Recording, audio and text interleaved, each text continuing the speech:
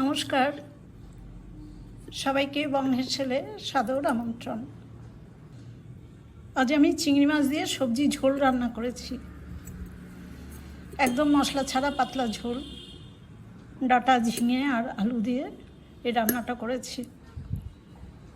গরমকালে এরকম পাতলা ঝোল একবার গরম ভাতে খেয়ে দেখুন, খুব ভালো লাগবে।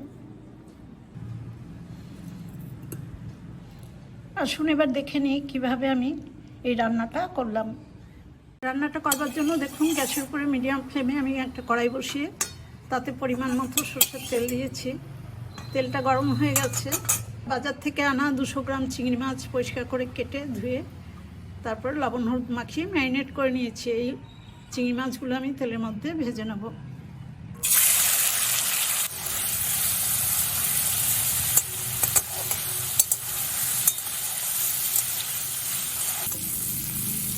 চিংড়ি মাছগুলো ভাজা হয়ে গেছে। এখন আমি মাছগুলো একটা বাটিতে তুলে নেব। চিংড়ি মাছ ভাজাটা তুলে নেওয়ার পর আমি কড়াইটা খুব ভালো করে পরিষ্কার করে নিই। চিংড়ি মাছের মধ্যে লেগে থাকলে অসুবিধা হয় না, রান্না করার সময় ওগুলো সব উঠে যাবে।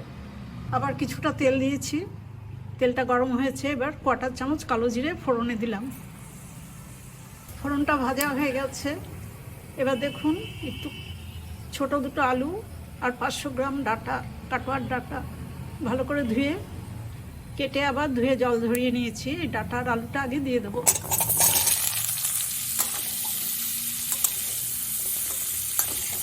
আলু আর ডাঁটাটা আমি 1 মিনিট মতো ভেজে নিলাম। এবার 3টে মাঝারি সাইজের ঝিঙে আমি ছাড়িয়ে এরকম পিস পিস করে কেটে নিয়েছি। সেই ঝিঙেটাও ধুয়ে জল ঝরিয়ে রাখা আছে। এবার ঝিঙেটাও দিয়ে দিলাম।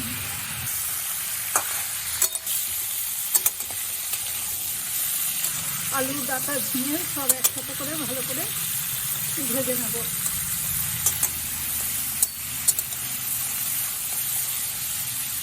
এবার দেখুন, 1 চামচ লবণ দিলাম। এই সবজিটা একটু ঝোল মতো হবে, সেজন্য লবণটা একটু বেশি দিয়েছি। কয়েকটা কাঁচা লঙ্কা লাল হয়ে গেছে, পেকে গেছে, সেই কাঁচা লঙ্কাগুলো ছিঁড়ে দিয়েছি। আমি আলাদা করে আর কোনো মশলা বা ঝাল দেব না।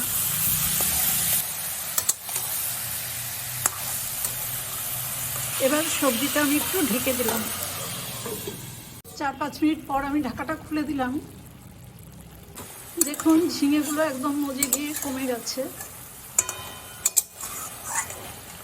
এবার আমি 1/2 চামচ গুঁড়ো হলুদ দিয়ে দিলাম।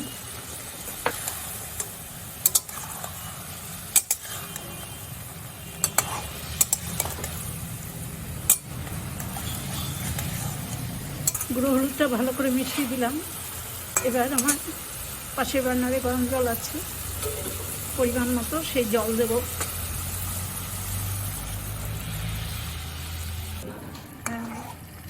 এই রান্নাটাও দেখুন একদম ঝোল ঝোল হবে, তাই আমি একটু বেশি করেই জল দিয়েছি। এই অবস্থায় ভেজে রাখা চিংড়ি মাছগুলো দিয়ে দেবো। এবার মাছের সাথে আমি সবজিগুলো আবার ভালো করে ফুটিয়ে নেব।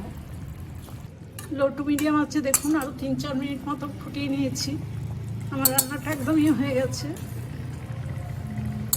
এই রান্নায় আমি আর কোনো মশলাই দেব না। সমস্ত সবজিও ভালো সেদ্ধ হয়ে গেছে।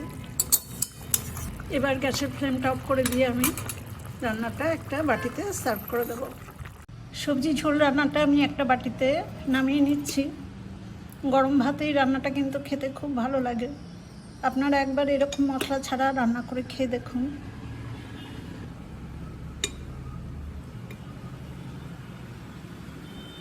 মশলা দিয়েই কিন্তু আমরা বেশিরভাগ সময় বিভিন্ন ধরনের রান্না করে থাকি, কিন্তু মশলা ছাড়া রান্নাও খেতে খুব ভালো হয়।